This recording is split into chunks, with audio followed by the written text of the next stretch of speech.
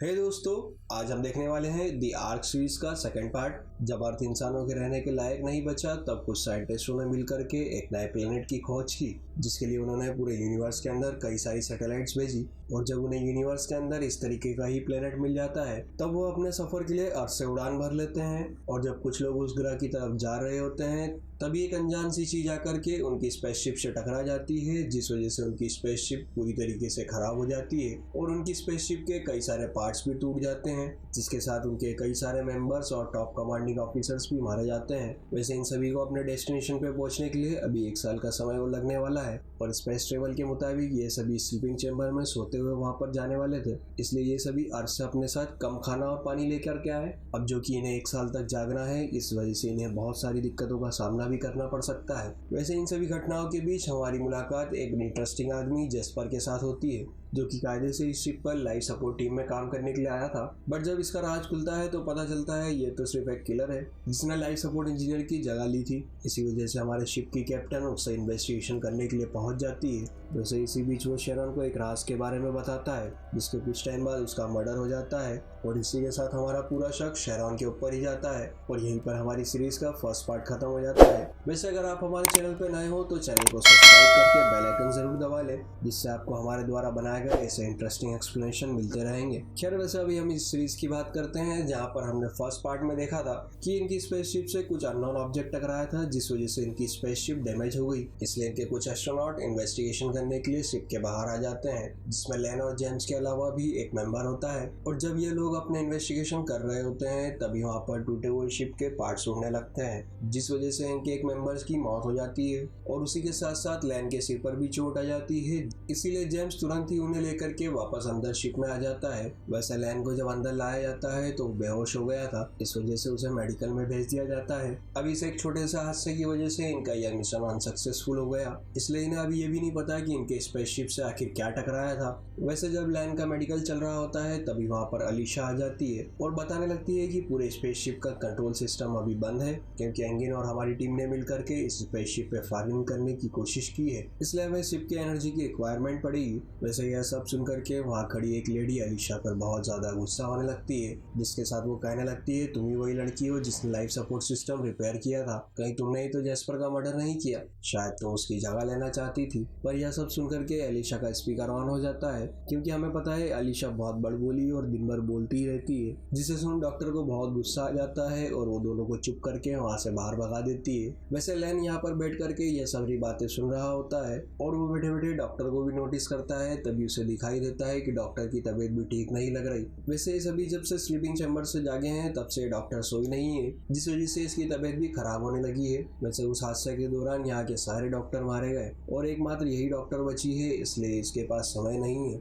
जिसके बाद लैन वहाँ से निकल करके बाहर आ जाता है, जहाँ पर उसकी मुलाकात जेम्स से होती है। वो दोनों बीती हुई घटना के बारे में बात करने लगते हैं, तभी जेम्स उससे पूछता है कहीं इन दोनों घटना के पीछे किसी आदमी का हाथ तो नहीं, या फिर ये एक हादसा है या फिर कोई सोची समझी चाल। तभी लैन उससे कहने लगता है, मुझे भी इसके बारे में कुछ भी नहीं पता, शायद हो सकता हो इसके पीछे किसी का हाथ हो। वहीं अलीशा भी जब वापस जा रही होती है तभी उसकी मुलाकात ट्रेन से होती है। वैसे ट्रेन उसे रोक करके उसका शुक्रिया अदा करने लगता है और कहने लगता है, तुम्हारी वजह से मुझे इस शिप पर जॉब मिल गई है, क्योंकि पिछले हादसे के दौरान मेरी जॉब चली गई थी। पर अलीशा उसकी बात पर ज्यादा गौर नहीं करती और कैबिनेट में आ जाती है। यहाँ पर उन सभी मरे हुए लोगों की लाश को स्पेस में फेंका जाने वाला है। वैसे यह बहुत ही गलत तरीका है, पर ये लोग बड़ी शिद्दत के साथ में उनका अंतिम संस्कार करने वाले हैं, जिसे देख वहाँ के सारे मेंबर्स बहुत दुखी लग रहे थे, क्योंकि इन सभी में इनका कोई ना कोई साथी होता है। पर उनमें से ईवा बहुत ज्यादा दुखी लग रही थी, क्योंकि ईवा के बॉयफ्रेंड की मौत भी हो गई है। यह दोनों मिलकर के नए प्लेनेट पे अपना एक परिवार बसाना चाहते थे और जब प्रे के बाद सब लोग जाने लगते हैं तभी वहाँ पर ईवा रुक जाती है और जेस्पर के मुंह पर थूक देती है। वैसे ये सभी इसलिए क्योंकि जेस्पर की वजह से ही उसके बॉयफ्रेंड की मौत हुई थी,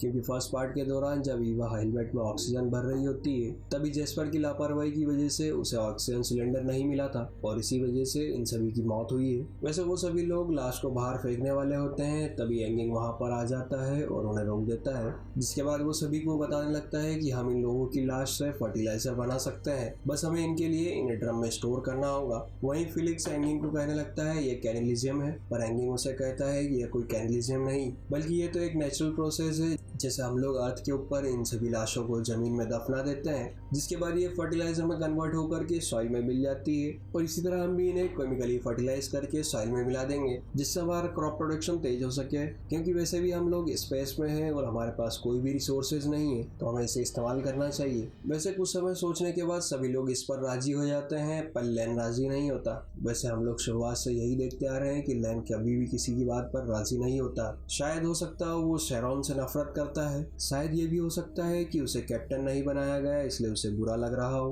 पर इसी बीच ईवा वहाँ पर बोल पड़ती है और कहने लगती है हेलिक्स मेरे डिपार्टमेंट का था, मैं उसे बहुत अच्छी तरीके से जानती हूँ। अगर उसके सामने भी कोई ऐसी कंडीशन आती तो खुशी खुशी अपनी लाइफ को सेक्रीफाइस कर देता, इसलिए मैं इस बात से राजी करती हूँ। जिसे देख करके सभी लोग राजी हो जाते हैं और एंगिन को इस काम के लिए मंजूरी दे देते हैं। वहाँ से निकलकर लैन वापस से जेम्स से बातें करने लगता है और उसे बताता है कि मुझे इस लड़की पर ही शक है, क्या तुम जानते हो ये कौन है? जिस पर लैन और भी बताने लगता है और कहता है हम सभी ने यहाँ आने से पहले एक ट्रेनिंग ली थी, ये लड़की उसमें भी नहीं थी, सिर्फ लॉन्चिंग के कुछ दिनों पहले ही स्पेसशिप में आई है। आखिर हम लोग इसके बारे में जानते ही कितना है, इसलिए हम सभी को इसकी बात पर इतनी आसानी से भरोसा नहीं करना चाहिए। वैसे लैन इस वक्त शेरॉन के बारे में ही बात कर रहा होता है। यहीं पर सीरीज में सीन शिफ्ट होता है और हम अतीत में पहुंच जाते हैं जहां हम लॉन्च के 3 दिन पहले का दृश्य देखते हैं। यहीं पर हमें पता चलता है कि इस स्पेसशिप को क्यों बनाया गया और इस पूरी स्पेसशिप को अर्थ से नहीं बल्कि स्पेस में एक स्पेस स्टेशन से फायर किया गया है, क्योंकि पूरी अर्थ डिस्ट्रॉय हो चुकी थी और इस कंडीशन में वहां से कोई भी लॉन्चिंग पॉसिबल नहीं है।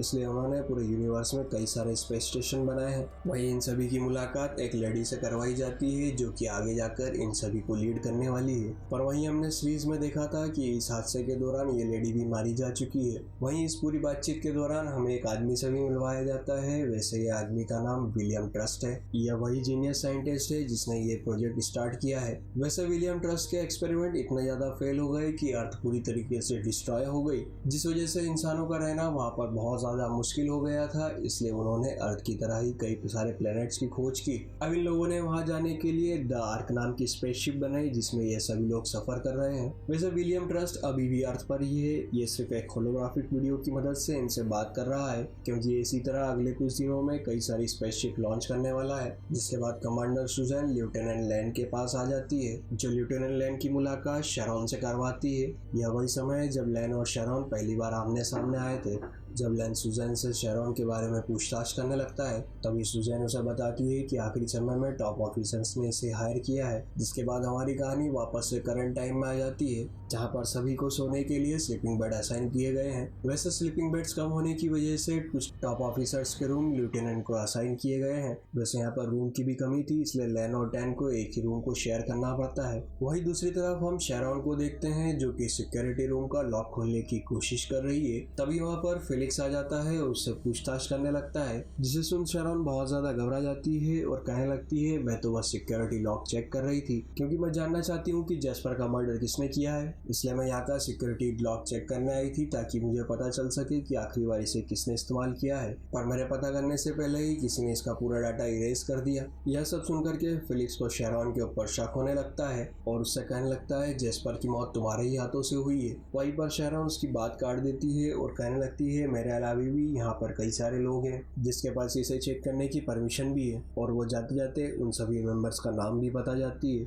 वहीं दूसरी तरफ हम एंगिन को देखते हैं जो बॉटनी लैब के अंदर अपनी जांच कर रहा होता है। तभी वहाँ पर एक पाइप फट जाता है जिस वजह से उनका बहुत सारा पानी व्यर्थ ही नष्ट हो जाता है। इसलिए एंगिन अपनी पूरी रिपोर्ट देने के लिए शेरॉन के पास पहुंच जाता है, जहाँ शेरॉन उस पर गुस्सा होने की बजाय उसे हौसला देने लगती है और कहने लगती है तुम बस अपने काम पर ध्यान दो क्योंकि हमें खाने की बहुत सख्त जरूरत है। और जब वो दोनों बात कर रहे होते हैं तभी अचानक से मेंटेनेंस की खराबी की वजह से वहाँ की लाइट चली जाती है। इसी बीच शेरॉन एंगिन से पूछने लगती है क्या हम उन सभी पानी को रिस्टोर कर सकते हैं, जिस पर एंगिन उसे बताता है कि हम ईवा की मदद से यह कर सकते हैं, पर उसके लिए मुझे ईवा को पहले ढूंढना होगा। वैसे एंगिन लेफ्टिनेंट नहीं है, वो सिर्फ एक बॉटनी संभालता है, इस वजह से वो डायरेक्ट किसी से भी कांटेक्ट नहीं कर सकता, उसे सभी को पहले ढूंढना होता है। तभी शेरॉन उसकी मदद के लिए ईवा को करेक्ट करती है पर ईवा उसे कोई भी जवाब नहीं देती। इसलिए शेरॉन घबराते हुए उसे स्लीपिंग चैम्बर में ढूंढने लगती है, जहाँ पर उसे एक अलग ही दृश्य दिखाई देता है कि ईवा अपने स्लीपिंग ट्यूब में रो रही है, पर शेरॉन उसे कुछ कह नहीं पाती। तभी उसे कैट दिखाई देती है, जिसके बाद वो कैट को बुला करके ईवा से बात करने को कहती है,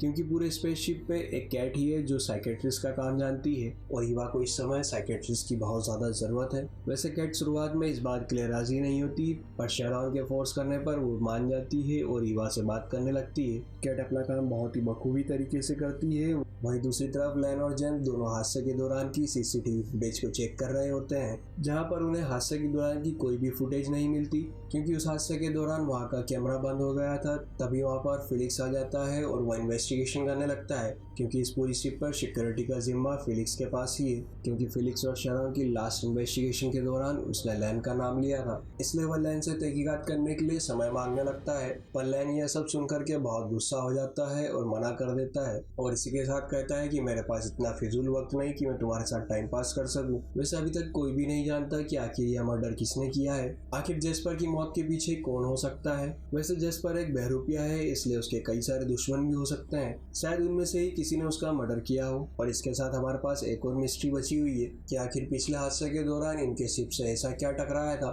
जिस वजह से इनकी पूरी शिप डिस्ट्रॉय हो गई और इनके कई सारे मेंबर्स और ऑफिसर्स भी मारे गए। क्या यह किसी का हमला था या फिर एक इत्तेफाक। वहीं दूसरी तरफ बायो सेंटर के अंदर अलीशा और एंगिंग दोनों वेस्ट वाटर को रिजर्व करने लगते हैं। वहीं उसी दौरान एंगिंग को एक चाकू मिलता है, जिससे देख वो बहुत ज्यादा हैरान हो जाता है। तभी अलीशा उसे बताती है कि यह हंटिंग नाइफ है, जिसकी मदद से जानवरों को मारा जाता है और उनकी खालें उतारी जाती है, जिस पर एंगिंग कहने लगता है शायद हो सकता हो पाइप फटने का कारण भी यही हो और किसी ने जान करके इस पाइप को फाड़ा हो। पर अलीशा उससे कहने लगती है शायद हो सकता हो यह मर्डर वेपन हो जिससे जेस्पर की मौत हुई थी। वहीं दूसरी तरफ ईवा ने भी खुद को रिकवर कर लिया है, इसलिए वो वापस से अपनी ड्यूटी पर आ जाती है, जहाँ पर उसका एक कलीग उससे कहने लगता है हम सभी तुम्हारे रिलेशनशिप के बारे में जानते थे, हम जानते हैं तुम्हें बहुत दुख हो रहा है, इसलिए तुम्हें आराम करना चाहिए, हम लोग हैं यहाँ पर आसानी से संभाल लेंगे। पर ईवा उन पर बहुत ज्यादा गुस्सा होने लगती है और कहती है तुम्हारे होते हुए ही ये हादसा हुआ है, अगर तुम अपना काम अच्छे से करते तो यह हादसा नहीं होता। वहीं जब शेरॉन वापस से घूम फिर कर कैबिनेट में पहुंच जाती है,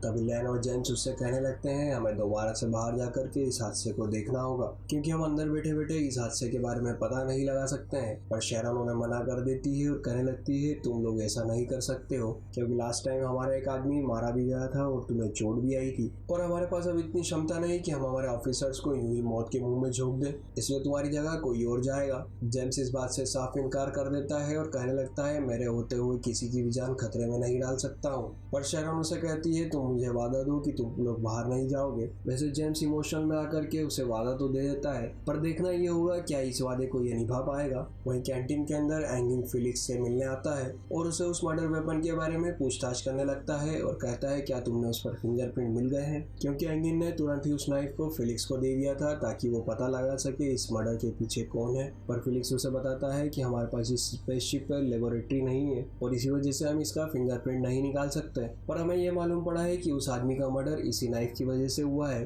क्योंकि उस आदमी की गर्दन पर यही वाले निशान मिले हैं जो कि इस चाकू पर है। जिसके बाद फिलिक्स वहां से चला जाता है और फिलिक्स से जाते ही वहां का एक मेंबर आकर के एंगिंग के हाथ पकड़ लेता है और उसे पानी पीने से रोक देता है, क्योंकि अभी कुछ टाइम पहले ही बॉटनी लैब में एक हादसा हुआ जिसमें 3 दिन का पानी नष्ट हो चुका है। पर इसी बीच फिलिक्स वहां पर आ जाता है और उस आदमी को मार गिराता है, जिसे देख करके उसके सभी साथी वहां पर आ जाते हैं और फिलिक्स को मारने लगते हैं। अब उन लोगों के बीच में बड़ी बेरहमी से हाथापाई शुरू हो जाती है और इसी के साथ शिप में हड़कंप मच जाता है। पर यह बात जब शेरॉन को पता चलती है तो दौड़ते हुए कैफेटेरिया में आ जाती है, जिसके बाद वो बड़ी बेरहमी से सभी लोगों को मारने लगती है और सभी को बंदी बना लेती है। यहीं पर हमें शेरॉन की एक और खूबी के बारे में पता चलता है कि वो जितनी इंटेलिजेंट है उतनी अच्छी तरीके से फाइट भी कर लेती है, और इसीलिए हमें शक भी होने लगता है कि शायद शेरॉन का कोई ऐसा अतीत हो जो हम सभी नहीं जानते हो। वैसे शेरॉन का अतीत क्या, शेरॉन खुद ही एक मिस्ट्री गर्ल है, तो इस बात पर शक तो बनता है कि आखिर यह कौन है। खैर हम सभी को ये आगे पता चल ही जाएगा, जिसके लिए हमें पहले इस पूरी सीरीज को देखना होगा।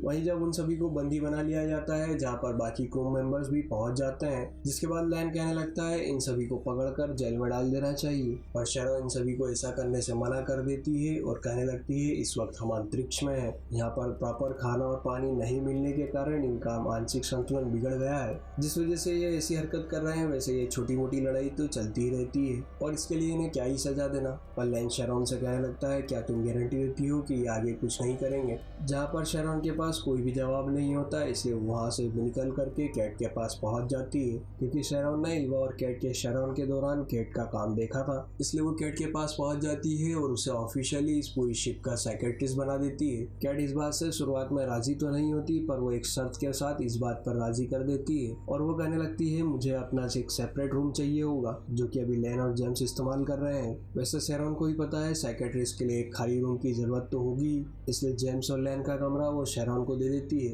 पर जब शिफ्ट चेंज होती है तो जेम्स शेरॉन का दिया हुआ वादा तोड़ करके बाहर आ जाता है, क्योंकि वह जानना चाहता था कि इस शिप से ऐसा क्या टकराया है जिस वजह से पूरी शिप डिस्ट्रॉय हो गई है। वहीं लाइव फुटेज के दौरान लैन वहां से सब कुछ देख रहा होता है। जैसे तैसे करके जेम्स जब उस डैमेज पार्ट के पास पहुंच जाता है, तभी उन दोनों को वहां पर एक अजीब सा क्रिस्टल ऑब्जेक्ट दिखाई देता है, जो कि दिखने में एक डायमंड की तरह दिखाई दे रहा था, पर वो एक कोई डायमंड नहीं हो सकता, क्योंकि स्पेस में डायमंड कहाँ से आ सकता है। इसलिए जेम्स उसे चेक करने के लिए उसे अपने हाथों में उठा लेता है। तभी वो ऑब्जेक्ट अचानक से ऑक्सीजन में डिसॉल्व होना शुरू हो जाता है। तभी अचानक से जेम्स के ग्लव पिघलने लगते हैं। शायद वो सब्सटेंस बहुत ही डेंजरस है, जिस वजह से उसके हाथ में बहुत ही चोट आ जाती है। जेम्स तुरंत ही वापस शिप में लौट आता है। लैन भी वहां पर पहुंच जाता है और जब लैन देखता है तो जेम्स का पूरा हाथ जल चुका था, इसलिए वो उसके हाथ को देख करके उसे मेडिकल में ले आता है, जहाँ पर हमें दिखाई देता है कि जेम्स का हाथ बहुत ही बुरी तरीके से जल चुका है। तभी वहाँ पर शेरॉन आ जाती है और लैन पर नाराज होने लगती है और कहती है तुम लोगों ने मुझसे वादा किया था कि तुम लोग बाहर नहीं जाओगे, पर तुमने जेम्स को बाहर जाने की परमिशन दे ही दी। खैर अब शेरॉन कुछ भी नहीं कर सकती थी, इसलिए वो कहने लगती है तुम सभी को प्रॉपर नींद नहीं मिल पा रही, इसलिए तुम्हारा दिमाग भी काम नहीं कर रहा। इसलिए वो सभी की मौजूदगी में ऑफिशियली अनाउंसमेंट कर देती है और कहने लगती है अब हमारा स्पेसशिप स्टेबल कंडीशन में आ चुका है, इसलिए अब हम लोग 2 शिफ्ट में काम करेंगे और हर शिफ्ट के पर्सन को 5 घंटे सोने के लिए दिए जाएंगे, जिसे सुन सभी लोग बहुत खुश हो जाते हैं। वही ईवा की टीम भी अपनी शिफ्ट खत्म होने के बाद जाने लगती है, पर ईवा उन्हें मना कर देती है और कहने लगती है पूरी शिप में अभी पानी की बहुत ज्यादा जरूरत है, इसलिए हमारी टीम को कोई भी छुट्टी नहीं मिलेगी, क्योंकि हमारे पास मात्र 2 दिन का ही पानी बचा हुआ है। वैसे यह सब इमोशनल बातें सुन करके ईवा की टीम मान जाती है। वहीं जब लैन और जेम्स दोनों आराम करने के लिए अपने रूम में आते हैं, तभी उन्हें पता चलता है कि शेरॉन ने वह रूम कैट को दे दिया है, इसलिए अब दोनों मजबूरी में आकर के बाहर स्लीपिंग बेड पर सोने के लिए आ जाते हैं। वहीं हम शेरॉन को भी आराम करने के लिए अपने रूम में देखते हैं, जहाँ पर वो एक तस्वीर निकाल करके उसे देखने लगती है।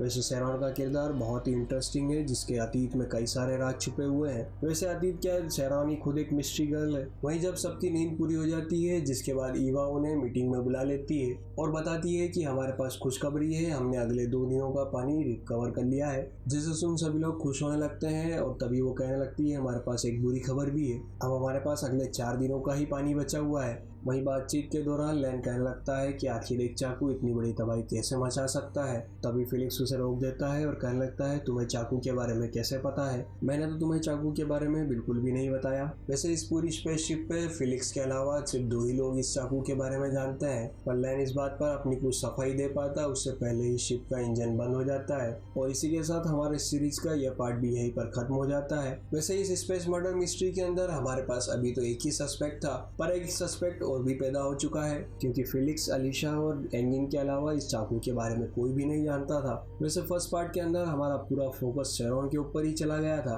पर अब सेकंड पार्ट में हमारा फोकस डाइवर्ट होकर लैन के ऊपर भी आ गया है। अब इस स्पेस मर्डर मिस्ट्री को सुलझाने के लिए हमें आने वाले पार्ट्स को बहुत ही अच्छी तरीके से देखना होगा, तो बने रहिए हमारे साथ। अगर आप हमारे चैनल पर नए हो तो चैनल को सब्सक्राइब करके बेल आइकन जरूर दबा लें, जिससे आपको आने वाले इन पार्ट्स के बारे में पहले ही अपडेट मिलता रहेगा।